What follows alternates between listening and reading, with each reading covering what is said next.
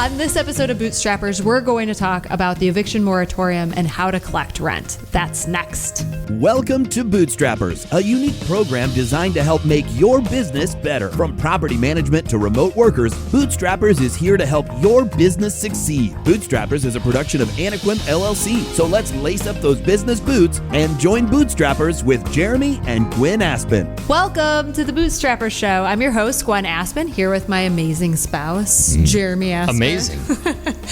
And Bootstrappers is a show where we talk about topics that matter to real estate and property management entrepreneurs. Today, we're going to talk about the eviction moratorium, which is just a hot topic for property managers across the country. We're also going to talk about our best ways to collect money from tenants. Yeah, and as boring as that might sound now, because I'm listening to it, it's not. It actually is very cool. Yeah. Bootstrappers is powered by Anaquim. We help transform and scale your company, make it more profitable. And whether you are using our 24-hour call center or our virtual assistant services, we have full-blown back office support. We've got you covered. If you're a fan of the show, please like and subscribe. And also in the bio of our YouTube channel or our Instagram page at Bootstrappers Show, you can link to our book giveaway. We will reveal the book that we are giving away on this episode at the end of the show. So, Jeremy, I want to talk to you about the eviction moratorium. Let's get some of the stats out of the way first. So, who's eligible? The rich.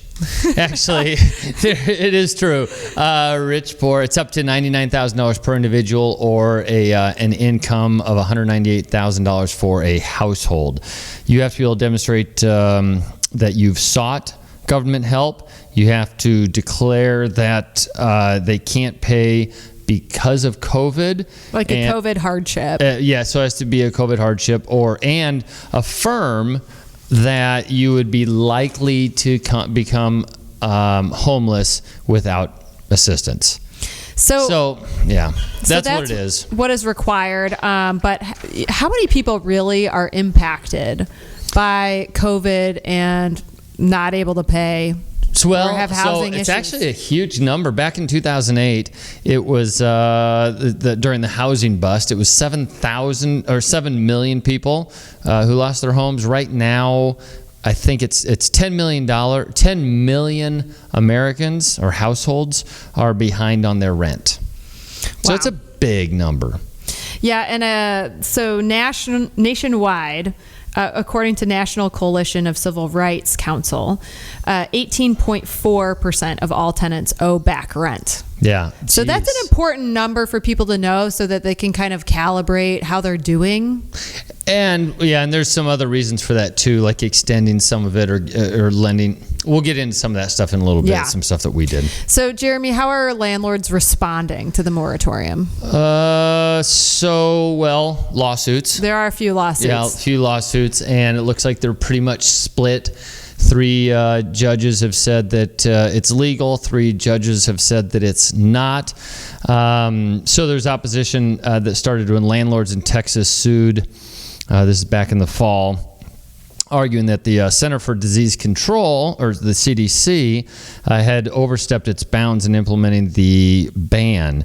And apartment owners, they argued in their complaint that they built and maintained apartment buildings with, and this is important. That's actually the suit in Ohio, actually. Oh, it is? Yeah, the one in Texas was about that they built a complex, and they were like they could have reasonably expected that they should receive some benefit from rents from that. Right. So that was the one in Texas. The one in Ohio was the one that was like CDC managing this is like totally out of their. Oh, and it kind of feels like it is. Like it feels like they stretched a little bit. CDC covering rents. I can't explain that though, because I did look into it. The reason why this is coming from the CDC, because I also thought that was a pretty interesting agency to run this whole thing. But the thought behind it is that when people get evicted, they move in with another family. So then you get crowding in a particular house. And when people are crowded together, COVID spreads more easily. So somehow that turned into the CDC running the moratorium. But using the same logic, or trying to make it something the federal government can do, you could also argue that people that get evicted cross state lines, and therefore it's the jurisdiction of the United States government or the Department of Transportation. I mean, I guess there are a million ways you could do that. Okay, so what is the government doing to help people pay rent? So printing money, a lot of it. There's $50 million right now, or $50 billion in emergency aid for renters who have fallen behind, and racing. The government really is just amping it up to try to make sure that that money gets out to the end user. Yeah, and so they're funneling that through hundreds of state, local, and tribal housing agencies. And some of these, we have to be a little bit patient because they don't even have programs created yet to distribute the money. Also, some states and municipalities also have their own programs and subsidies for renters who've fallen behind. And about only half of the states have created programs to manage the federal funds. So that's important for people to know. And not to mention, there was a $1.9 billion or $1 trillion stimulus effort before, and tenants did get rents, and they did use that money to pay some of the rent. Okay, so there's money there. There's money there. It's basically what we're saying is that there's money. So if you're having trouble collecting rents, the job of the landlord is to figure out where to access the money. But there's money there, and so we should be able to pay for rents this time. Yeah, I think we should probably actually talk about some of the specifics, especially like how we did it here in Nebraska, the Wistar Group. Yeah, why don't you talk about how you've been managing this? Well, so at the very beginning, it was, everyone was really freaked out when Trump came out with that initial moratorium. We didn't know what to do. States had been doing it, and then the federal government got involved in it. So what we did is we really just kind of looked at it as working with the tenants. We went out of our way to work with the tenants, because there's one thing that we all knew for sure when this pandemic came out, and it was that we were going to pay. Like, there was going to be a cost borne by everybody, whether it was psychologically or financially. I mean, you just knew that it wasn't going to be your best year ever. It wasn't going to be our best year. And it turns out it wasn't for most people. But importantly, that they didn't... The money, was it trying to get to the money? You were just saying that we weren't going to get rich in 2020. Oh, so what we took a different approach. We went and talked to our clients, our owners, and asked them to participate in a program where we actually gave money. The owners gave gift cards to tenants up to $150, I think, if they paid the rent on time. And that's a good incentive because, one, it's paying it on time, which was our main objective. And two, it was the landlord and community and the property owners that really they forfeited a percent of the rents to help families out that were living in their homes to be able to pay for groceries. Now, and then of course we talked to the news about it, so we got some earned media, which is in the show note links. Okay, so you can see Jeremy's story, and that was just one of the stories that came out about it. But our industry, just as a whole, really needs to get a better image. Okay, so I'm always disappointed in the landlord community to some extent because we're the quintessential small business, all right? But we somehow get lumped in with corporate greed. I don't know how it happens, but like landlords should be lumped in with your local favorite restaurant. You know what I mean? That would seem to make sense on its face. The problem is that there's always been that long history of landlords in the past having taken advantage of some of their tenants, and it's... Well, we can stop that though that's right. With things like, hey, let's give you gift cards if you pay your rent on time.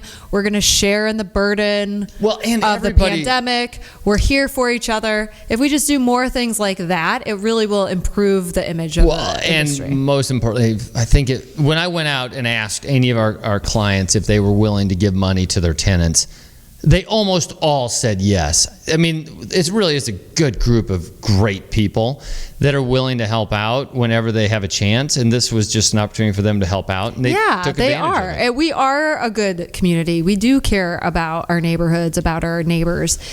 We just need to do a better job showing it. We need to do a better job of telling the assholes when they speak up loudly to shut up.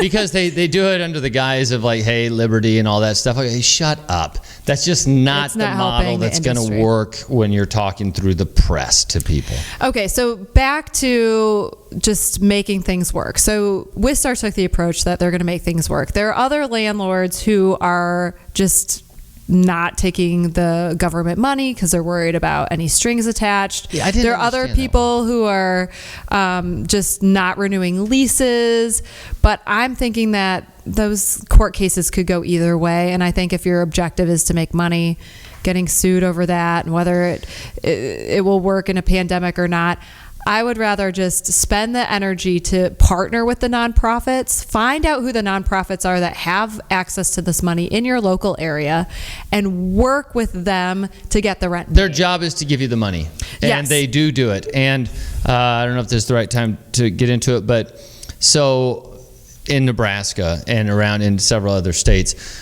the money is going through to nonprofits, the not-for-profits. And so having the relationship with the not-for-profit, it helps in a couple of ways. And one of those ways is that you have a relationship, and they automatically, if you're a larger property management company and they know who you are, your reputation matters. And so when they have a couple of experiences with you that have gone well, though, it starts to grease the wheels a little bit, and the money starts coming in. We got, in the last, I think yesterday, we got a $12,000 check. Really? Yeah. I mean, it's from one of those nonprofits? From one of the nonprofits, because they're literally there to help make sure that the rents get paid. Our delinquency, I think, is about 3%. And that's awesome, given that the national average is 18.4. There's a couple of things that skew it. But it is legitimately 3. We have 3% of our rents that are delinquent at this moment.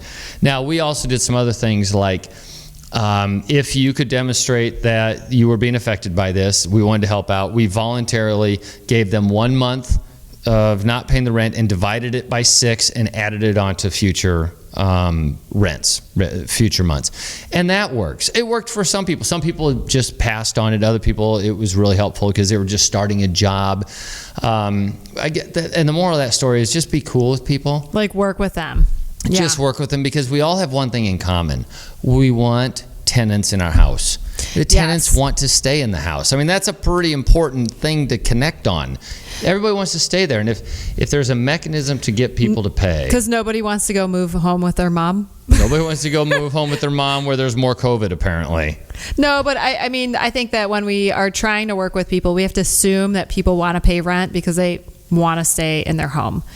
And we really have to work on our undergirding assumptions and where we're coming from. Another piece that I just want to bring up, that there's a lot, politics is dividing our country a lot. This whole thing, though, the eviction moratorium and the way that it was designed by the Trump administration. Mm-hmm. It's being followed up and extended by the Biden administration. And as we're all kind of doing some soul searching, figuring out how we're going to proceed, just keep in mind it's been a bipartisan eviction moratorium. There's no one to blame. Both parties, or I guess you could, if you're upset, both. You can blame both. Yeah. But it's helpful to not make this into a political thing because both parties participated in this. Now what we have to do is calm ourselves down, find the money in a nonprofit so that our owners get paid. So I do want to go back to the Nebraska thing. So right now with the moratorium, property management companies, landlords, building owners can all access the money on behalf of their tenant if they have their tenant's signature, correct? Yeah, so, and I know this is true here because we do it, and I know it's happening in other places, but so there's something like $50 billion that are set aside to pay the tenant's rent. So normally the mechanism you would use to go through that would be through the tenant, right? They would have to fill out the form. They would have to ask for the money. Now through that form. There's like a form they have to sign out. Mock or something. Anyway, there's a website and you fill out a form. And so on that form, you can also select who the property management company is. So if you've kind of registered with them or you're recognized, you have a profile, they select that. And then what's nice is because even if it takes a little bit of time for you to get the money, if things have changed, as things tend to happen over time, you at the property management company that participates in this can also make changes in real time, ask for more money, and get it sooner. It really because you're is. like on the case.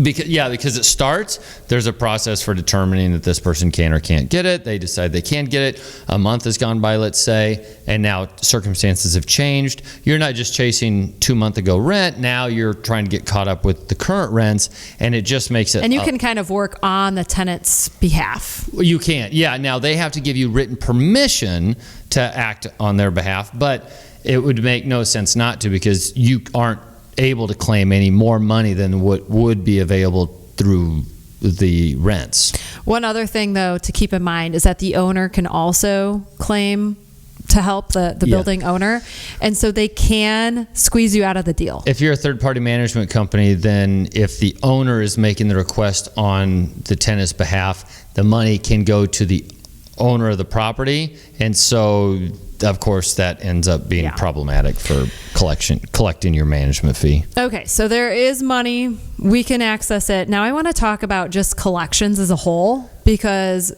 we do have to kind of work harder in the system and figure out how we're going to get money. And so one of the best things is just to be nice when you're trying to collect money. We have a bunch of people at Anaquim who are collecting money for several different property management companies. I talked to the manager who manages that program for our clients, and the two best collections experts, I think this is really interesting. They have completely different approaches. One is an older guy, and he has a very like proper, very calm, very professional approach. And he collects. I mean, this guy has it going on. Then there's this younger guy who acts like someone you met at a bar, and he's like, "Hey man, how's it going? Hey, just want to just see how you're doing on paying rent, just calling to collect." And he has like this really very colloquial way of talking to people, and both kill it at collections despite their different approaches. Few commonalities. They're always nice. They're always empathetic. They take amazing notes, so they follow up and they'll be like, "How's Chelsea doing? How's the baby?" Keep notes. And then they reference the story when they call back to confirm. They never hang up without some commitment to pay something. Right. That's a big deal. And so with those parts involved in the process, they win day in and day out in collections. And nowadays, if we're going to be trying to do more collecting than ever before. It's more of an effort. We've never put more effort, and this is the property management hat I'm wearing. We've never put more effort into working with tenants. And the consequence is that we have collected everything but 3% of our money. And those three things that you're talking about, don't just be cool. Be cool, because everybody's going through a rougher time right now, including the people that are making the calls. Yeah. So everybody has that in common. And you can't go into it with a bunch of righteousness. Like you signed a contract that said you'd pay the rent. Everybody knows that. What you need to do is work with them, find out really what they can do, and then you use any of the resources at your disposal to find money, even sometimes on behalf of the tenant. The other thing I want to mention is even with our extensive collection efforts,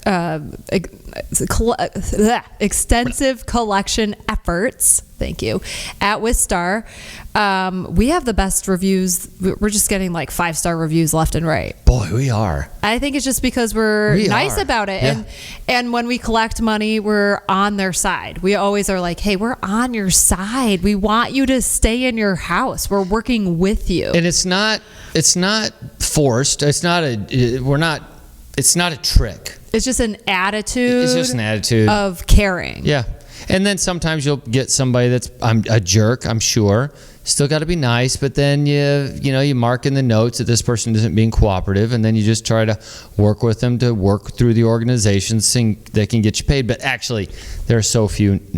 Everybody is going through something right now, so it's just talking to a happy person is always going to be welcome. That's a good segue to our book giveaway. So never split the difference. Negotiate as if your life depends on it, which I love this book. This is like one of my favorite books.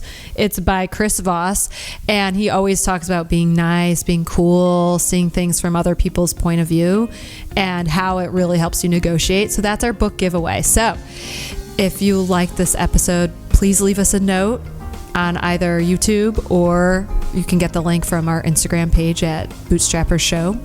And with that, that's a wrap. We'll see you next week on Bootstrappers. This has been Bootstrappers, a unique presentation designed to help you better understand how the world turns. Contact Gwen or Jeremy at hosts@bootstrappers.club or visit our website, anaquim.net. Be sure to subscribe to our podcasts on Apple, Google Play, Spotify, and our YouTube channel. Thank you, and join us next time for Bootstrappers.